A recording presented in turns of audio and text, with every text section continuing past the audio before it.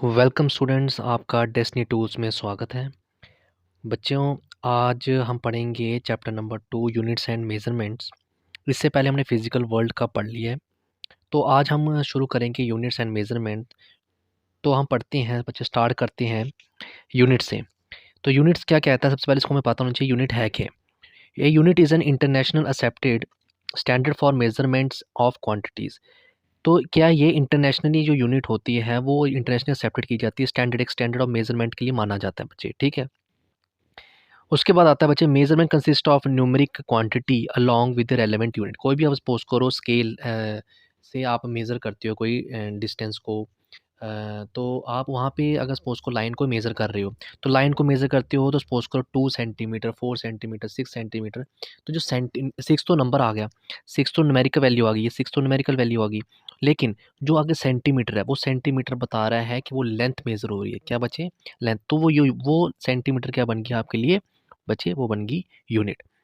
अगला पॉइंट पढ़ते हैं, यूनिट्स फॉर फंडामेंटल और बेस क्वांटिटीज लाइक, देखो लेंथ, टाइम एटसेट्रा, ऐसे different different length, mass, time, ये डिफरेंट डिफरेंट उसकी भी यूनिट्स होती हैं। उस अगर जब लेंथ आ गया, टाइम आ गया, ठीक है, मास आ गया, ये फंडामेंटल यूनिट्स के अंदर आ जाते हैं बच्चे, ठीक है बच्चे। Unit which are combination of fundamental units are called drive units. जो इनको यूज़ करके नई यूनिट बनेगी, इनको यूज़ करके जो नई यूनिट बनेगी, उसको कहते हैं हम बच्चे, क्या कहते हैं? उसको कहते हैं हम डेराइव्ड डेराइव्ड यूनिट, ठीक है। तो ये जो पहली वाली मास हो गया, लेंथ हो गया, टाइम आ गया, ये कौन सी हैं बच्चे? ये बच्चे हैं आपकी कौन सी? Fundamental units. और इन्हीं के कम्बिनेशन से मॉडिफाई करके कम्बिनेशन से आपको मिलेंगी कौन सी बच्चे? डराइव यूनिट्स मिलेंगी, ठीक है। Fundamental and drive units together form A system of units. इसको पहले मैं रेज कर लेता हूँ, ठीक है बच्चे। तो फंडामेंटल और ड्राइव यूनिट का कम्बिनेशन से बच्चे आपको क्या मिलता है? फंडामेंटल और ड्राइव यूनिट्स का कम्बिनेशन हो गया, तो अब ये दोनों मिलके बनाते हैं क्या बच्चे? System of units. तो आपको यहाँ पे एक नई चीज़ क्या पता चली कि derived units plus fundamental units के कम्बिनेशन से बनता क्या है? System of units. International accepted system of units is system internally unites French for the international system of units, जिसको आप एसआई कहते हो। तो एसआई की फुल फॉर्म भी आपको यहाँ से मिल गई। क्या होगी बच्चे? वो होगी आपकी international system of unit, international system of units, ठीक है। तो ये रिकमेंड किसने किया था? General conference on weights and measure. कब हुआ था बच्चे? 1971 में, ठीक है बच्चे। तो आगे चलते हैं।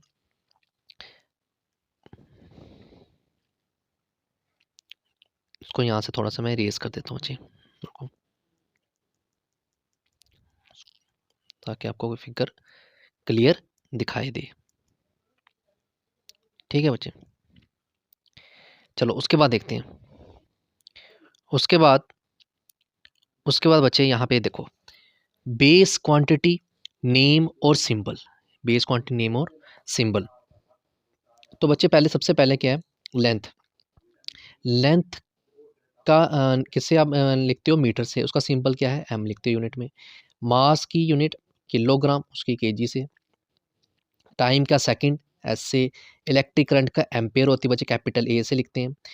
थर्मोडायनेमिक टेम्परेचर आपको पता है केल्विन, लेकिन यहाँ पे के स्मॉल होता है, और जब यहाँ पर आप यूज़ करते हो कैपिटल के, यहाँ पे यूज़ हो, यहाँ पे कैपिटल में होता है, कैपिटल में, और यहाँ पे स्मॉल में के यूज़ करना जो केल्विन का। अमाउंट ऑफ सब्सटेंस का क्या आएगा बच्चे? मोल। और यहाँ पे जब यूनिट लिखोगे आप कैसे लिखोगे इसको? शॉर्ट फॉर्म में MOL, मोल। लुमिनस इंटेंसिटी का आ जाएगा बच्चे कैंडेला, या तो CD, ठीक है बच्चे। चलो अब यहाँ पे आते हैं, देखो, रुको, हाँ, यहाँ पर measurement, measuring distance of planet using parallax method, ठीक है बच्चे। आगे बच्चे हम पढ़ते हैं measuring distance of the planet using parallax method, ठीक है बच्चे। तो एक ट्राइंगल है, उस ट्राइंगल के आपने एक तरफ क्या बनाना है बच्चे? एंगल बनाना है, ठीक है। तो ए और बी की दूरी कितनी है बच्चे? बी से, कितनी दूरी बचे स्मॉल बी से, ठीक है। तो उसके बाद आप देखो यहाँ पर ए और एस के बीच में कितनी है, कैपिटल डी से। तो वो ये डिस्टेंस है क्या है, ये बच्चे सपोज करो एस जो आपका प्लेनेट है, एस के आपका पोजीशन यहाँ पे एस पे क्या है, प्लेनेट है, उसको आप देख रहे हो एक टाइम पे ए से, उसके बाद थोड़ी देर कितनी दूरी पे और ए भी, मतलब एक बारी आपने एस को देखना है ए से, और वैसे ही पोजीशन अपनी चेंज किया, पापा बी पे, तो बी से भी उसी प्लेनेट को देखा। लेकिन अब जो दो पोजीशन आपने ए और बी ली थी, उसके बीच की दूरी बचे कितनी है, स्मॉल बी से हमने डिनोट कर देते हैं। और ए से एस की, मतलब यहाँ पे प्लेनेट था, और बी से एस की दूरी बच्चे कितनी मान के चल रहे हैं हम, डी, और कैपिटल डी से लिख रहे हैं। थीटा क्या है, उसको हम मान रहे हैं किसे, पैरेलैक्स मेथड मान रहे हैं, ठीक है बच्चे। तो पैरेलैक्स मेथड मान लिया। अब देखो, अब यहाँ पे आपको एस भी मेंशन हो गया कि पोजीशन ऑफ द प्लेनेट है, कैपिटल डी भी पता लग गया, थीटा भी पता लग गया। लेकिन एक मिनट में यहाँ से इरेज कर लेता हूँ बच्चे।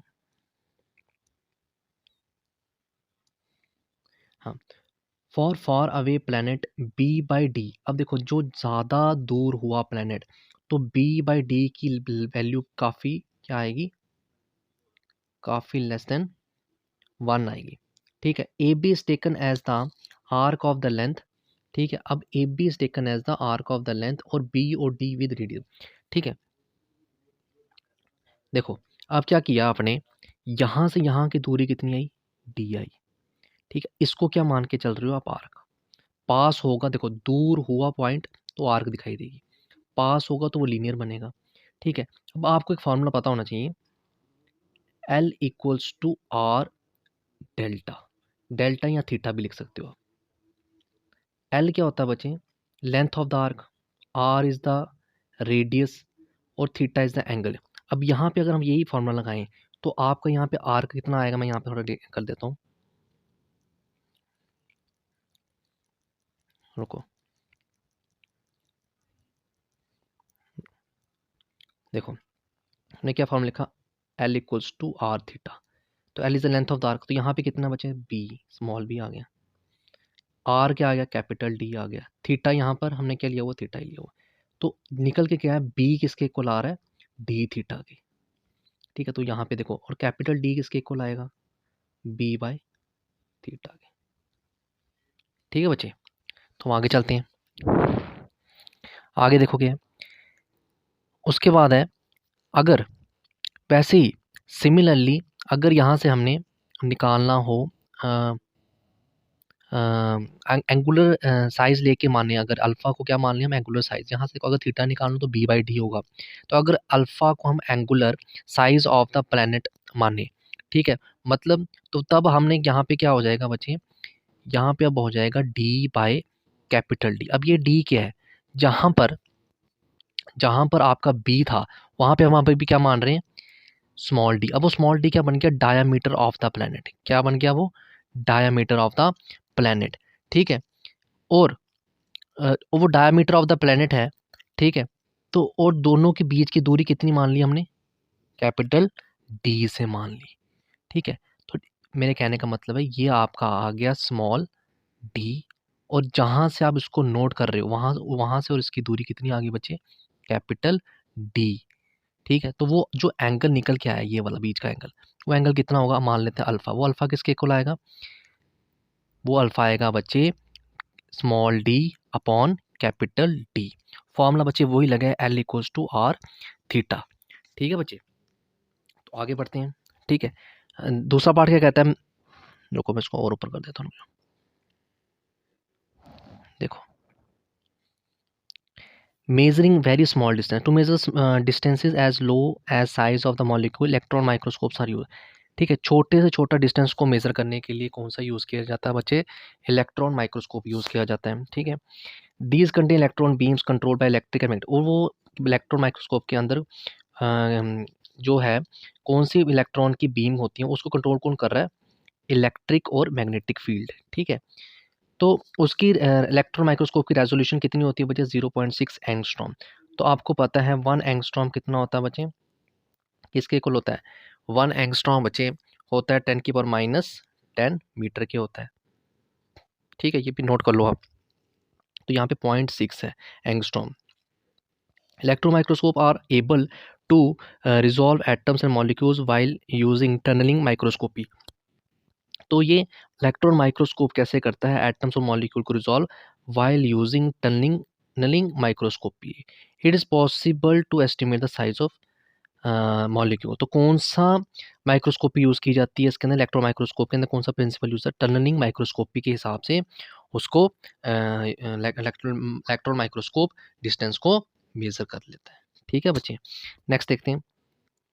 नेक्स्ट देखते हैं हम estimating the size of the molecule of oleic acid. ठीक है, ये देखते हैं। ओलिक एसिड इज सोपी liquid with large molecular size of the, तो जो ओलिक एसिड है वो सोपी लिक्विड होता है जिसका ऑर्डर कितना 10⁻⁹। ठीक है, वो कैसे उसको किया जाता है मेज़र, तो वो यहाँ पे प्रोसीजर बच्चे लिखा हुआ है। ठीक है, तो आप वीडियो रोक के उसको पढ़ सकते हो कैसे किया है। ठीक है बच्चे, हम आगे देखते हैं, रुको।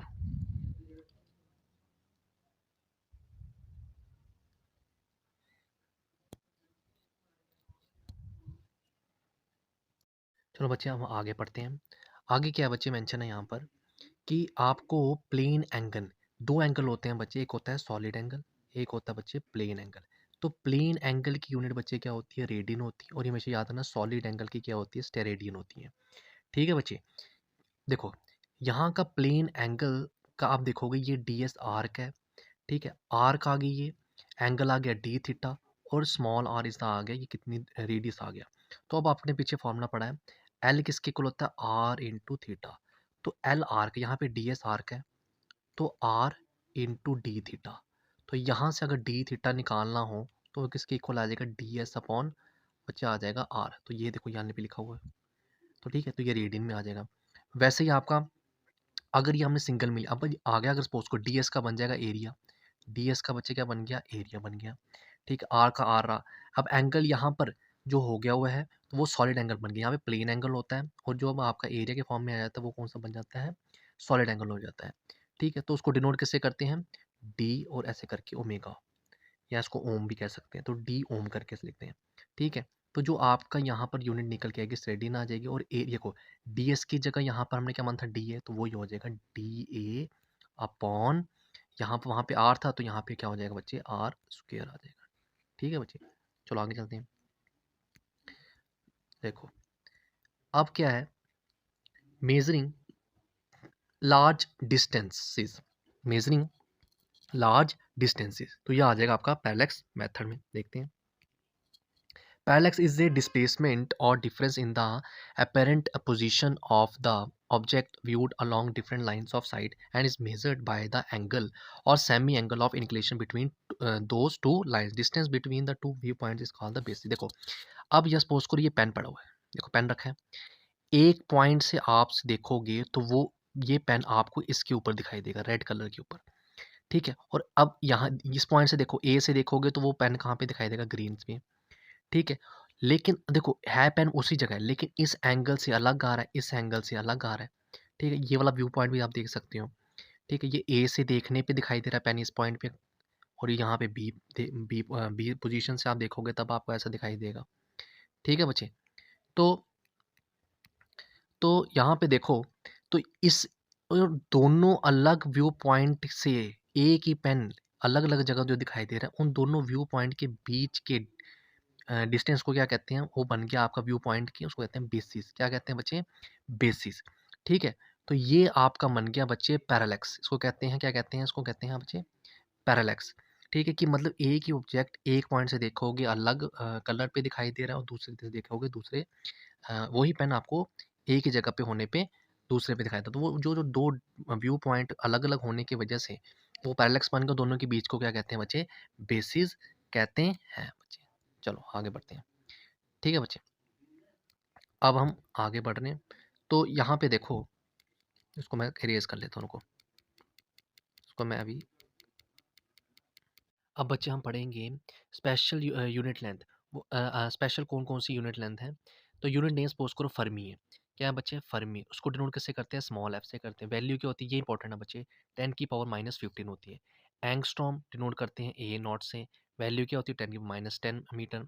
एस्ट्रोनॉमिकल यूनिट ए यू से लिखते हैं, तो वैल्यू ये होती है, नोट करते जाओ बच्चे। लाइट ईयर, ठीक है। तो distance travel by the light in 1 year with velocity of इतना, ये देखो डेफिनेशन लाइट ईयर की मेन है इसको। The distance travelled by the light in 1 year with velocity, वो वेलोसिटी दी हुई है। तो डिनोट कैसे करते हैं, एल से करते हैं, तो वैल्यू आपकी दी गई है।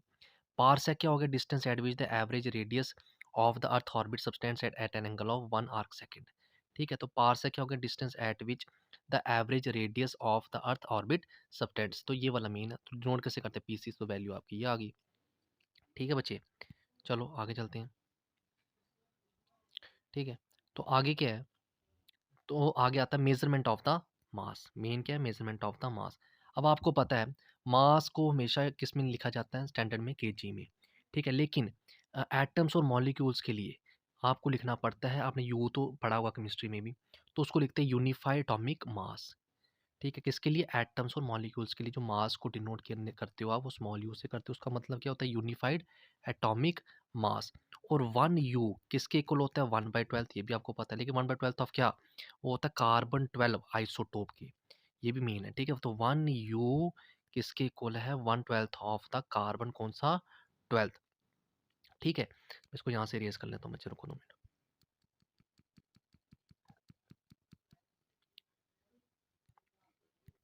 चलो अब यहाँ से आपको पता चल गया।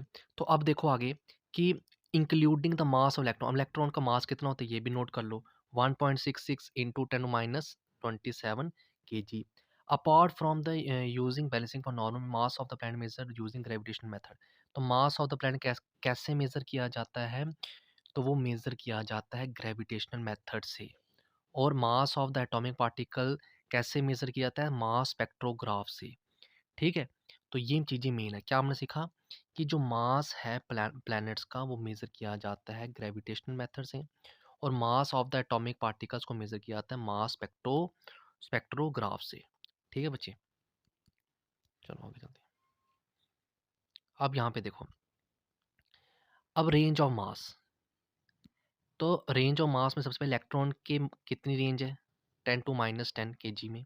प्रोटॉन की भी नोट कर लो, रेड ब्लड सेल की भी आ गई, डस्ट पार्टिकल की भी देख लो, रेन ड्रॉप की भी देख लो, मॉस्किटो की देख लो, लिख लो, ग्रेप्स की लिख लो। अब देखते हैं यहाँ पर आगे, ह्यूमन की भी नोट कर लो, ऑटोमोबाइल की भी देख लो, ठीक है, एयरक्राफ्ट की, मून, अर्थ, ठीक है, sun, milky way galaxy, observable universe, ठीक है बच्चे। उसके बाद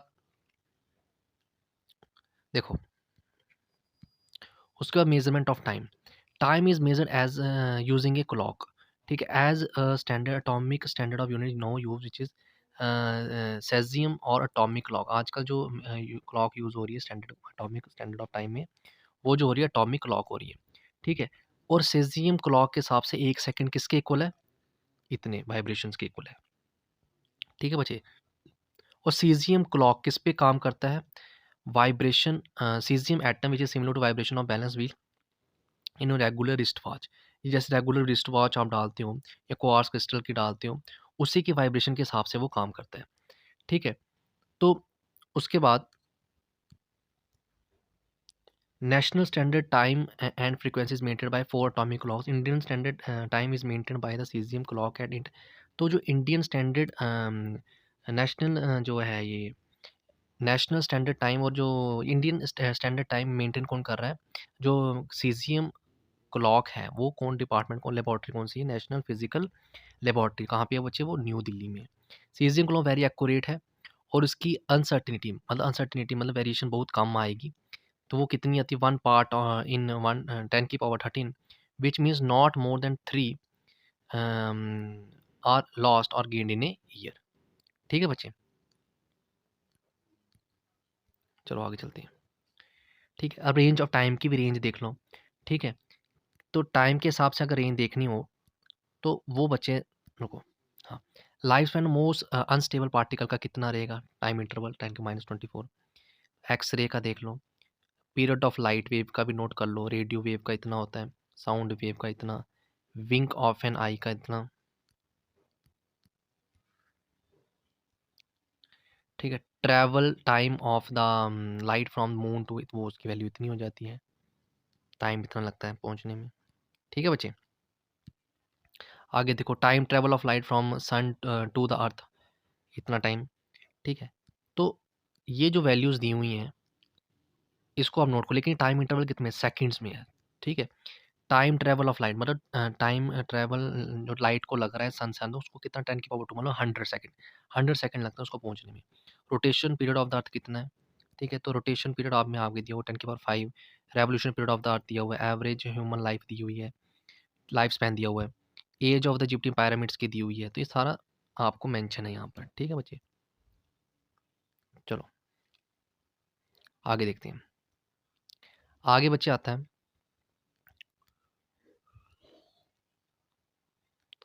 आगे आता है बच्चे accuracy and precision.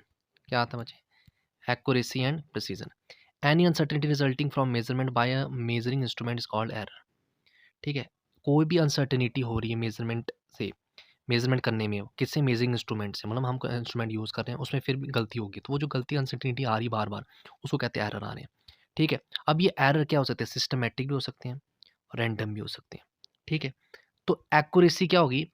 How close, how close the measured value, कितनी जो ओरिजिनल वैल्यू थी। ठीक है, सपोज करो आप एक्सपेरिमेंट कर रहे हो, तो उस एक्सपेरिमेंट के स्टैंडर्ड उसने एक वैल्यू निकाली उस इंस्ट्रूमेंट से, स्टैंडर्ड इंस्ट्रूमेंट से, तो वैल्यू आई सपोज करो 5। अब यूज़ कर रहे थे तो आपके 5 सेंटीमीटर सपोज करो आ गए, लेकिन अब आप फिर से कर रहे हो, को आपको वही उसी टाइप का एक और इंस्ट्रूमेंट दे दिया, तो आपकी 4.5, 5.5 आ रही है, तो इसमें 0.5 जो आ रहा है ना वो आपका एरर आ रहा है। ठीक है, तो एक्यूरेसी ऐसी आपकी होनी चाहिए मेजरमेंट में कि आपके बिल्कुल, बिल्कुल उसके पास 5 के बिल्कुल ही पास आपकी एक्यूरेट मतलब आनी चाहिए, यानी कि 4.99999 तो ये तो होना ही चाहिए इतना, बिल्कुल, बिल्कुल पास आनी चाहिए, तभी आपकी एक्यूरेसी है मेज़रमेंट में। ठीक है? बिल्कुल 5 या 4.9999 इतना बिल्कुल होना चाहिए। प्रिसिज़न में क्या है कि is the resolution closeness of the series of minimum of the same content under similar condition. बार-बार आप इसको कर रहे हो, लेकिन सारे बार-बार करने पे क्या हो रहा है, आपकी मतलब की जो प्रिसिज़न आ रही है, मतलब क्लोज़नेस की वैल्यू बिल्कुल पास आती जा रही है। ठीक है, बार-बार सिमिलर कंडीशन पे आप सीरीज़ ऑफ मेज़रमेंट करते जा रहे हो, ठीक है? वही क्वांटिटी की। अगर ट्रू वैल्यू देखो, एग्ज़ाम्पल के तौर पे हम समझते हैं, देखो, देखो, अगर ट्रू वैल्यू सर्टेन लेंथ की दे दी हुई है आपको, देखो ये दी हुई है, मेंशन है यहाँ पर 3.678, ठीक है? And two instrument with different resolutions हैं, अप टू 1 लेस प्रिसाइज़ और 2 मतलब प्रिसिज़न जो है, एक तो अप टू 1 मतलब 1 डेसिमल प्लेसेस तक चले जाते हैं, मतलब 0.1, और दूसरा है जो 2 डेसिमल मतलब जैसे कि 0.01, ठीक है? मतलब पॉइंट के बाद 2 डिजिट और आएँगे, ठीक है? इफ़ द फर्स्ट मेज़र करके आ रहा है 3.5, मतलब इस वाले को आपने एक इंस्ट्रूमेंट को यूज़ किया जो पॉइंट मतलब 1 अप टू 1 डेसिमल प्लेस तक यूज़ होता है, मेज़र कर सकता है। उसने मेज़र किया 3.5 तक और दूसरे 3.38 तक मेज़र किया। First one has more accuracy, देखो ये वाला ज़्यादा लग रहा है, पास आ रहा है। दूसरे वाले का देखो काफ़ी दूर है, बट लेस प्रिसाइज़। देखो यहाँ पर इसने बिल्कुल एक डिजिट के बाद और एक अपना नंबर बताया, मतलब कि ये वाला इसके पास है, मतलब एक्यूरेट है, लेकिन ये वाला ज़्यादा प्रिसाइज़ है, ये वाला ज़्यादा प्रिसाइज़ है, ठीक है? अब वैसे ही वाइस वर्सा है, ठीक है? तो ये चीज़ का आपने ध्यान रखना है। चलो आगे बढ़ते हैं। अब है types of error. Types of error में सबसे पहले हम पढ़ेंगे systematic error. Error which can be positive और negative are called systematic error, ठीक है? पॉजिटिव भी हो सकते हैं, नेगेटिव भी हो सकते हैं। तो उसमें क्या है बच्चे, सबसे पहले आता है इंस्ट्रूमेंटल एरर। ये अराइज कैसे होंगे? फ्रॉम द, अब जिसमें इम्परफेक्ट डिज़ाइन हो, कैलिब्रेशन एरर, इंस्ट्रूमेंट आपके पास है लेकिन उसमें सही तरह से डिज़ाइन नहीं किया हो, उसमें एरर पहले से हो, ठीक है? स्केल ज़ीरो एरर वो पूरा मेंशन ना हो, ठीक है? तो वो कौन-कौन से आ गए? ये देखो worn off scale, zero error, और ये एग्ज़ाम्पल है, कौन से? वॉन ऑफ स्केल और zero error in a weighing scale. ये एग्ज़ाम्पल्स आ जाएँगे इसके बच्चे, इंस्ट्रूमेंटल एरर की आ जाएँगी। उसके बाद नेक्स्ट आते हैं, देखें।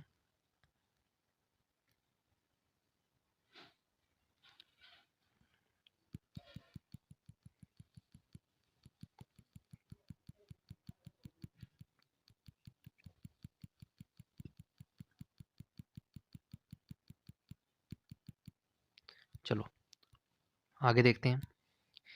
Imperfections in imperfections in experimental techniques. If the technique is not accurate, for example, measuring temperature of a body by placing thermometer under armpit resulting in lower temperature than the actual, and due to the external condition like temperature, wind and humidity, these kinds of error occur. Imperfection मतलब हम कर रहे हैं, experiment कर रहे हैं, लेकिन उसमें imperfection आ रही है, तो टेक्निक है कि वो एग्जाम्पल दे दी गई है। ठीक है बच्चे, थर्मामीटर को ह्यूमन बॉडी के आर्मपिट के अंदर रखोगे तो क्या होगा, एक्सटर्नल कंडीशन की वजह से वेरिएशन आनी शुरू हो जाएगी। ठीक है, नेक्स्ट देखते हैं बच्चे, पर्सनल एरर जो ह्यूमन के केयरलेस की वजह से होती है, जैसे कि lack of proper setting, taking down incorrect readings को कहते हैं पर्सनल, बच्चे पर्सनल एरर जो हो जाते हैं। ठीक है, अब इसको रिमूव कैसे किया जाता है, प्रॉपर आप इंस्ट्रूमेंट लो, कैलिब्रेट करो, experimenting under proper atmospheric condition techniques. ठीक है, removing human bias as far as possible. ठीक है, तो ये आप इसको रिमूव भी कर सकते हो और कैसे इसको ठीक कर सकते हो। अब आता है बच्चे रैंडम एरर। रैंडम एरर क्या होता है, एरर जो मतलब जो रैंडम हो जाए with respect to sign and size, with respect to sign and size called random error. ये अनप्रिडिक्टेबल फ्लक्चुएशन की वजह से एक्सपेरिमेंट करने, like temperature, voltage, mechanical vibration, personal errors. ठीक है, तो ये मतलब कि आपको याद होना चाहिए, टेम्परेचर, वोल्टेज, सप्लाईज, ये इन कंडीशंस के अंदर अनप्रिडिक्टेबल हो जाता है, जो फ्लक्चुएशन आएगी उसको कहते हैं रैंडम एरर्स। ठीक है बच्चे, चलो आगे बढ़ते हैं।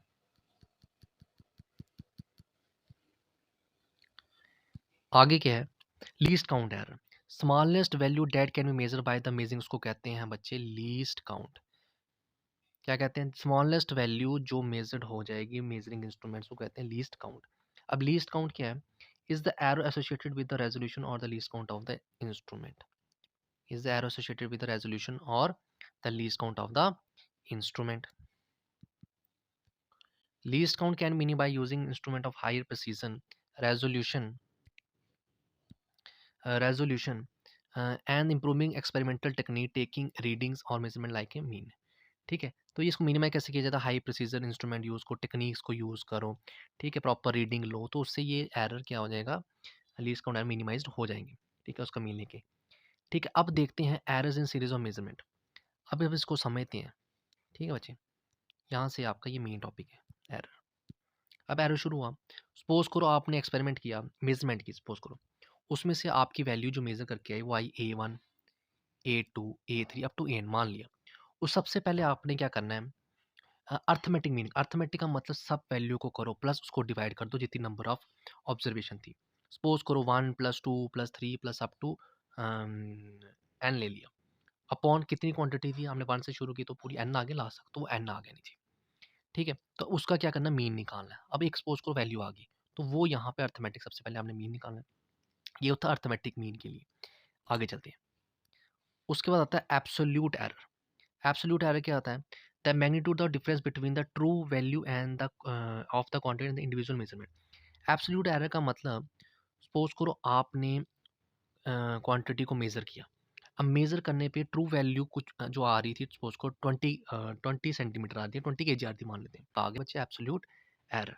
ठीक है, अब उस एब्सोल्यूट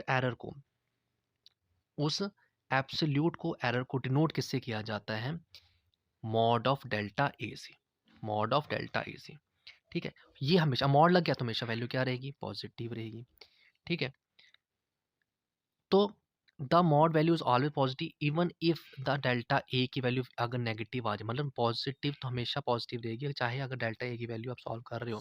ठीक है, सपोज करो नेगेटिव कैसे आ सकती है, देखते हैं नेगेटिव कैसे आ सकती है। सपोज करो ट्रू वैल्यू दे दी हुई 20 kg, आप मेज़र कर रहे हो, आप क्या मेज़र कर रहे हो, ज़्यादा कर दोगे आपकी ज़्यादा वैल्यू आ जाएगी, तो एक्चुअली क्या होगा, तो माइन आपने +1 आपका उसकी ज़्यादा क्वांटिटी कर रहे हो।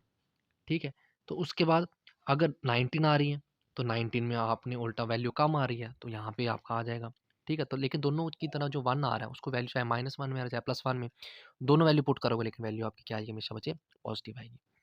अब क्या करना है आपने, इंडिविजुअल एरर निकालने के लिए क्या होगा, डेल्टा A1, तो वो क्या आ जाएगा, ए मीन में से पहली वैल्यू हमने, हमें मीन तो निकाला ऊपर देखो, यहाँ आपने मीन निकाला है, उसी मीन में से आपने क्या करना है, जो वैल्यू आपकी ओरिजिनल A1 आई थी स्टार्टिंग की, उससे माइनस करना शुरू है, तो वहाँ पे आपको डेल्टा A1 मिलने शुरू हो जाएगा।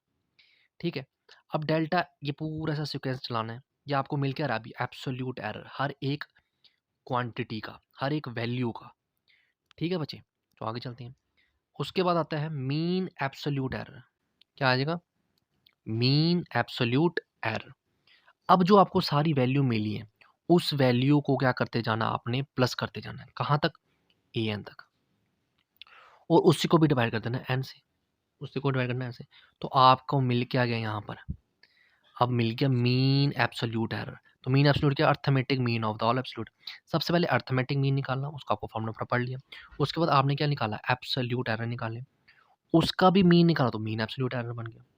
ठीक है, अब जो आपको डेल्टा ए मीन मिला, ठीक है, तो हमेशा याद रखना कि जो आपको जो वैल्यू होगी वो ओरिजिनल वैल्यू जो निकल के आएगी वो कैसे आएगी, उस मीन में प्लस माइनस, मतलब ओरिजिनल जो आपने अर्थमेटिक का मीन निकाला था उसमें प्लस माइनस करना पड़ेगा मीन एब्सोल्यूट एरर, तो वो होगा।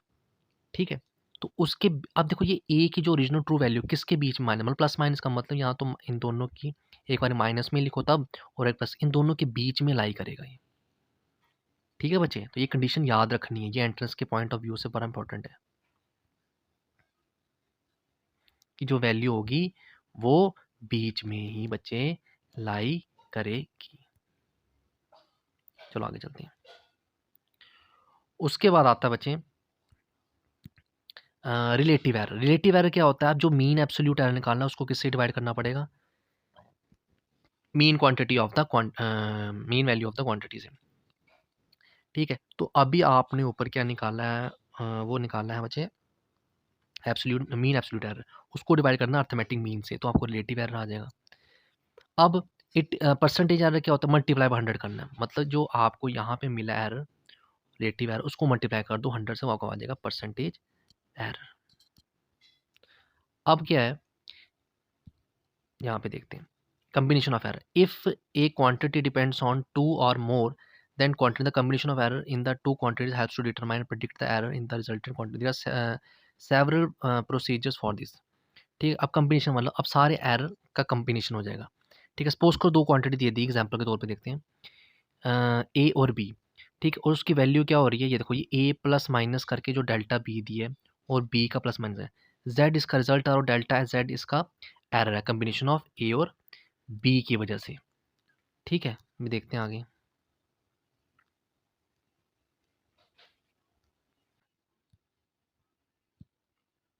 ठीक है, तो अब देखो रिजल्टेंट जेड मिला आपको। ठीक है, तो सम करोगे तो वो ए प्लस बी होगा, प्रोडक्ट करोगे तो इस फॉर्म में होगा, रेज टू द पावर लिखना होगा तो इस फॉर्म में लिखोगे आप। अब रिजल्ट विद एरर, ठीक है, अब एरर के साथ लिखना होगा तो वो इस फॉर्म में आ गया, देखो उसको Z plus minus delta Z, तो वो A plus minus B delta A plus B plus plus minus delta B. अब मल्टीप्लाई में लिखना हो उसको ऐसे लिखना पड़ेगा, और अगर पावर में लिखना होगा तो वो इस फॉर्म में बच्चे आएगा। ये सीक्वेंस इंपॉर्टेंट है। अब रिजल्टेंट एरर रेंज निकालनी हो रिजल्टेंट एरर रेंज की, तो कैसे आ जाएगा, delta Z equal plus minus A plus minus B, और यहाँ पे प्रोडक्ट में होगा तो वो इस फॉर्म में होगा। ठीक है, उसके बाद देखते हैं मैक्सिमम आएगा, तो delta Z equals to a delta A plus delta B, और प्रोडक्ट के लिए ऐसे, और अगर पावर की फॉर्म में होगा तो जो पावर के थी वो बाहर आ जाएगा, वो मल्टीप्लाई हो जाएगा डेल्टा ए बाई ए से। एरर, अगर एरर खाली पूछा हुआ तो क्या आ जाएगा, सम ऑफ द एब्सोल्यूट एरर, और यहाँ पर प्रोडक्ट में सम ऑफ द रिलेटिव एरर। ये वेरी वेरी इंपॉर्टेंट है, पेपर में क्वेश्चन आता है कि एरर निकालो, दो क्वांटिटी जैसे पीछे मैंने स्टार्टिंग में रीडिंग की थी, ए और बी क्वांटिटीज दे दी हुई हैं, तो उसमें अगर एरर पूछा तो आपको सम ऑफ एब्सोल्यूट एरर निकालना पड़ेगा, अगर प्लस में है, तो अगर प्रोडक्ट में है तो सम ऑफ रिलेटिव एरर, और अगर पावर में है तब के टाइम्स करना पड़ेगा रिलेटिव एरर, यहाँ पे जो निकल गया उसको मल्टीप्लाई करना पड़ेगा कितनी पावर से, मैक्सिमम एरर का ये दिया हुआ है। ठीक है, पूछेगा तो रिजल्टेंट एरर का रेंज का पूछेगा, तब ये ऐसे फॉर्म यूज़ करना है। रिजल्ट विद एरर का ऐसे निकालना है, रिजल्टेंट वैल्यू जेड के निकालने तब ऐसे निकालना, इसको बच्चे सॉल्व करना है। इसको वीडियो को रोक के अच्छी तरह उसको टेबल अपनी कॉपी पे बनाओ, ताकि आपको अगर क्वेश्चन आए तो उसको आप अच्छी तरह सॉल्व कर सको। ठीक है, वो टेबल खाली याद करने की ज़रूरत है, बाकी निकालना कैसे वो मैंने पीछे डिफरेंट डिफरेंट टर्म्स को एक्सप्लेन कर दिए। अब बच्चे नेक्स्ट टॉपिक ज़्यादा इंपॉर्टेंट है, सिग्निफिकेंट फिगर्स। ठीक है, तो सिग्निफिकेंट फिगर्स क्या आता है बच्चे? Every measurement results in number that includes reliable digit and uncertain digits. Reliable digit plus the first uncertain digit are called significant digit. ये देखो सिग्निफिकेंट डिजिट की भी डेफिनेशन आ गई। ठीक है, तो क्या आ जाएगा? These indicate the precision of measurements which depends on the least count of measuring instrument. Example के तौर पे क्या है, period of oscillation of pendulum कितना दिया हुआ है? 1.62 सेकेंड। इसमें 1 और 6 क्या है? रिलायबल, और 2 क्या है? ये देखो, पहले 1 डिजिट क्या है? रिलायबल, जो 2 अनसर्टेन आ रहा है। ठीक है, तो यहाँ पर जो मेजर वैल्यू निकल के आई बच्चे, कितने सिग्निफिकेंट फिगर निकल के आए हैं? 3। ठीक है, अब रूल क्या है वो देखते हैं, ये इंपॉर्टेंट है। रूल क्या कहता है? Rules for determining the number of significant figures. ठीक है, तो सिग्निफिकेंट फिगर्स में क्या है? All non zero digits are significant. जितने भी नॉन जीरो हैं, मतलब जीरो को छोड़ के जितने भी डिजिट नंबर होंगे, वो क्या है? सिग्निफिकेंट में गिनोएंगे। All zero between two non zero digit, मतलब कि जितने भी जीरो हैं, मतलब सपोज करो जो बीच में आएंगी, ठीक है, इरस्पेक्टिव ऑफ द डेसिमल प्लेस। ठीक है, उसको भी छोड़ के, मतलब डेसिम अगर सपोज करो ऐसे 2 है, 2000 टू 20,003, तो ये दोनों क्या हैं? ये दोनों सिग्निफिकेंट है, लेकिन जो बीच में भी जीरो आ रहे हैं वो भी इसके अंदर ऐड होंगे। तो कितने होंगे? 1 2 3 4 5, तो 5 गिनोएंगे। कितने? 5 गिनोएंगे ये सिग्निफिकेंट में। ठीक है, दूसरा रूल का मतलब ये है, for a value less than 1, zeros after the decimal and before a non zero और नॉट सिग्निफिकेंट, मतलब जितने भी फॉर ए वैल्यू लेस, मतलब 1 से वैल्यू कम है, सपोज करो 0.03। ठीक है, अब देखो जीरो 1 से कम है, लेकिन पॉइंट के बाद zero after the decimal, decimal के बाद कितना पॉइंट है? And zeros after the decimal and before a non zero, मतलब देखो डेसिमल के बाद और नॉन जीरो से पहले, ये जो है, ये अब आपका किसमें नहीं गुनेगा? ये सिग्निफिकेंट नहीं है। ठीक है, zero before decimal in such A number is always insignificant, मतलब ये तो होगा ही नहीं, ये भी नहीं होगा। और ये देखो कंडीशन क्या कहती है कि सिग्निफिकेंट से पहले जितने भी ज़ीरो होंगे वो किसमें? इनसिग्निफिकेंट होंगे। यानी कि 0.003, 0.003, ये जो बी पहले तो है ही नहीं है, पहला वाला, ये 1 से कम की बात हो रही है, देखो कंडीशन है। और ये वाले भी सिग्निफिकेंट नहीं होंगे। तो सिग्निफिकेंट कौन सा आया? 3 आया। ठीक है बच्चे, क्लियर हो गया होगा? चलो आगे बढ़ते हैं। अगला देखते हैं रूल क्या कहता है। अगला रूल कहता है, trailing zeros in a number without decimal, trailing zeros in a number without decimal place are insignificant, मतलब जो ज़ीरो आगे लगते जाएंगे। सपोज करो 27,000, तो 27,000 मतलब वो जो आगे कॉन्टिन्यूसली में चल रहे हैं, डेसिमल तो कोई है नहीं, वो क्या हो जाएंगे? वो भी इनसिग्निफिकेंट गिनोएंगे। क्या होंगे? इनसिग्निफिकेंट गिनोएंगे। Trailing zero in in number with decimal place are significant. अब वही 27 की जगह मैं 20 ऐसे लिखता हूँ, तो ये सिग्निफिकेंट गिनोएंगे, तो यहाँ पे 5 होगा। अगर मैं पॉइंट हटा देता हूँ, 27,000 लिखता हूँ, तब कितना आएगा? 2। ठीक है, ऐसे 2 हैं और ऐसे पॉइंट लगाने पे कितना आ जाएगा बच्चे? 5 आ जाएगा। ठीक है जी, क्लियर हो गया होगा आपको? आगे चलते हैं, आगे देखते हैं आगे क्या है। तो आगे जो आ रहा है बच्चे, रुको, हाँ, अब क्या questions to remove ambiguities in determine number of significant figures. Change of unit should not change number of significant figure. जैसे 4.700 है, ठीक है, तो अब इसको अब इस मीटर में सेंटीमीटर में कर दिया। देखो ऐसे 4 पॉइंट, चलो देखो, change of unit should not change number of significant digits. Example के तौर 4.700 मीटर है। अब देखते हैं यहाँ पे अगर सिग्निफिकेंट फिगर्स इस हिसाब से निकालना हो तो क्या आएगा? ठीक है, तो सिग्निफिकेंट क्या आएगा आपका बच्चे? यहाँ पर सिग्निफिकेंट हो जाएगा, देखो यहाँ पे तो, यहाँ पे देखने पे क्या लगता है?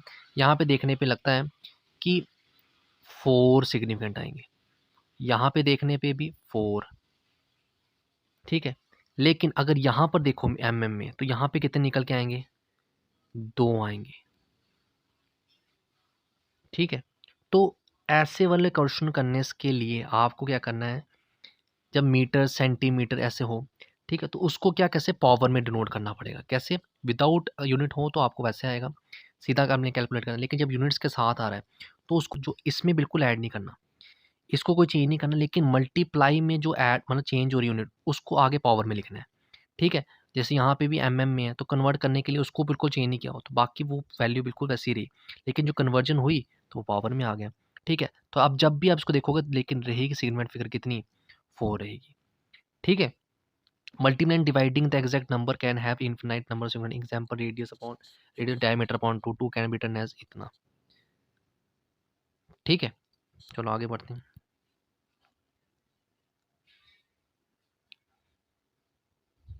ठीक है, जैसे अब यहाँ पर मास की वैल्यू दी हुई है, कितने सिग्निफिकेंट नंबर यहाँ से निकल के आ रहे हैं? 4 आ रहे हैं। वॉल्यूम है, ठीक है, तो वॉल्यूम में कितने यहाँ पे 3 आ रहे हैं। डेंसिटी निकालोगे, डेंसिटी निकालने जो आपका मिनिमम होगा उसके बिल्कुल पास रखना होता है। ठीक है, मैं बताता हूँ आपको।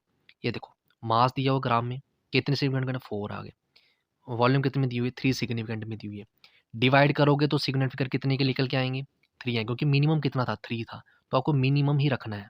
ठीक है, वैसे यहाँ पे भी इक्वेशन दी हुई है तो उसको आप पढ़ लो। अब रूल क्या कहता है मल्टीप्लाई और एडिशन का, वो देख लेते हैं। ठीक है, तो रूल क्या कहता है? रूल कहता है मल्टीप्लिकेशन और डिवीजन की, the final result should retain as many significant figures as there in the original number with the lowest number. देखो मैंने अभी कहा बताया आपको, लोएस्ट जितना लोएस्ट होगा उसको लेके मल्टीप्लाई, और उतने डिजिट मतलब पॉइंट के बाद उतना या पूरा सिग्निफिकेंट नंबर उतने ही रहने चाहिए। ठीक है, एडिशन और सब्ट्रैक्शन में भी लीस्ट डेसिमल प्लेसेस के लिए। एग्जाम्पल के तौर पे इसने देखो डेंसिटी लिए मास पर भी वैसे ही जो अभी ऊपर हमने डिस्कस किया हुआ है। आप इसको रोक के देख के खुद सॉल्व करके देख सकते हो, मैच कर सकते हो। ठीक है, तो हाँ, अब यहाँ पर नया देखो next point, rules for rounding off. अब राउंडिंग ऑफ कैसे करते हैं वो भी देख लेते हैं। सबसे पहले क्या है कि insignificant digit to be dropped is more than 5, preceding digit is raised by 1। अच्छा, अब इनसिग्निफिकेंट फिगर है, उसको मतलब 4 से ज़्यादा है, तो अब जो 4 से 5 सॉरी 5 से ज़्यादा है, तो 5 से ज़्यादा है, तो 5 से ज़्यादा है तो ज़्यादा आ रहा है, तो उसको जो उससे पहला नंबर होगा उसको आपने क्या करना है, जो उससे पहला नंबर आ रहा है उसको 1 बढ़ा देना है। एग्ज़ाम्पल के तौर पे देखते हैं, 3.137, तो लास्ट डिजिट जो है 5 से ज़्यादा है, तो 5 से ज़्यादा है तो उस रूल क्या कहता है, जो इससे पहला नंबर है कौन-सा है वो? 3 है। तो वो जो 3 है उसमें आपको क्या करना है, ऐड कर देना है 1, तो वो कितना हो जाएगा? 4। तो आगे आपका जो ये 7 जो 5 से ज़्यादा था वो कन्वर्ट किसमें हो गया? पहले वाले प्रीसीडिंग्स में +1, तो आपकी वैल्यू क्या आ गई? 3.14 आ गई। ठीक है, नेक्स्ट पे देखते हैं। अब देखो, insignificant digit to be draw, अगर लेस देन 5 हो, अगर जैसे लास्ट में 2 है, तो लास्ट में 2 है तो 5 से कम है, 5 से कम है तो वो पहला वाला डिजिट सेम रहेगा। ये देखो 3.13। ठीक है, तो आपको समझ आ रहा होगा। नेक्स्ट देखते हैं। नेक्स्ट क्या है, अब इक्वल 5 ही आ गया, तो 5 में उसके क्या हो जाएगा, जो पहला होगा उससे पहले, तो वो वैसे का वैसे ही रहेगा। अब in seven digit to be dropped equal to 5। हाँ, अब कंडीशन देखो, ये तब रहेगा सेम अगर क्या है, उससे पहला नंबर क्या इवन है, ये कंडीशन याद रखना। उस सेम तब रहेगा जब उससे पहला वाला क्या इवन है, और ऑड में क्या हो जाएगा, नंबर बढ़ जाएगा। ऑड में नंबर ये बढ़ गया, इवन में सेम, ऑड में बढ़ गया। ये जब जब इक्वल हो, लास्ट मतलब 5 हो, क्या हो, 5 हो। इस चीज़ का आपने कि बच्चे क्या करना है, ध्यान रखना है। ठीक है, तो अब अनसर्टेनिटी के लिए आपके पास यहाँ पर, ठीक है, ये प्रोसेस दिया गया। ठीक है, तो प्रोसेस को पढ़ने के लिए आप क्या कर सकते हो, इसको पहले इसको वीडियो को रोक के आपको इसमें पढ़ सकते हो। ठीक है, एग्जांपल के तौर पे रेक्टेंगल लेंथ दी हुई है, ब्रेड्थ दी हुई है। अब लेंथ और ब्रेड्थ दी हुई है, उसके बाद आपने क्या करा, अनसर्टेनिटी चेक करने के लिए प्लस आपने पॉइंट प्लस माइनस कर दिया 0.5 0.1 सेंटीमीटर, यहाँ पे आपने प्लस माइनस 0.6% ले ली। ठीक है, तो और यहाँ पर आपने जैसे वो एरर आपने ऊपर किया है, ठीक है, तो वो आप इसको रोक के वीडियो को देख सकते हो। ठीक है, चलो आगे देखते हैं। ये एग्जांपल दी हुई हैं, रिलेटिव एरर निकाल के बताओ। एग्जाम्पल देखो, इसको यहाँ से आप क्वेश्चन को सॉल्व कर सकते हो और अपने आंसर मैच कर सकते हो। ठीक है बच्चे, हम आगे देखते हैं। अब देखो डायमेंशंस आती हैं। डायमेंशंस आ जाती हैं तो वो क्या हो जाता है, dimensions of the physical quantity powers to which the base quantities are raised to represent that quantity. ठीक है, तो उसको हमेशा देखो, यहाँ पे ये देखो, these are represented by the square brackets. तो इसको हमेशा याद रखना, रिप्रेजेंट किससे किया जाता है, स्क्वायर ब्रैकेट से क्लोज करके। Dimension 7 base quantities. Base quantity कौन कौन सी हैं जो स्टैंडर्ड है? Length, mass, time, electric current, thermodynamic pressure, जिसको के से, लिमिनस इंटेंसिटी, अमाउंट, ये हमने स्टार्टिंग में पढ़ लिया, फंडामेंटल 7 जो यूनिट्स हैं।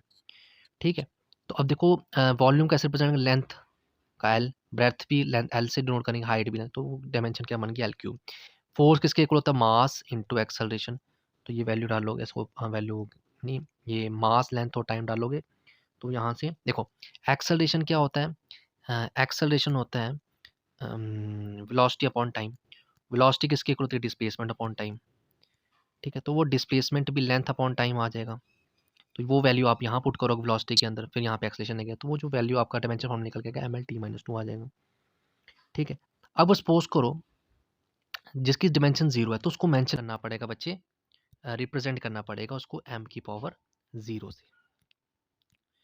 ठीक है बच्चे, चलो आगे चलते हैं।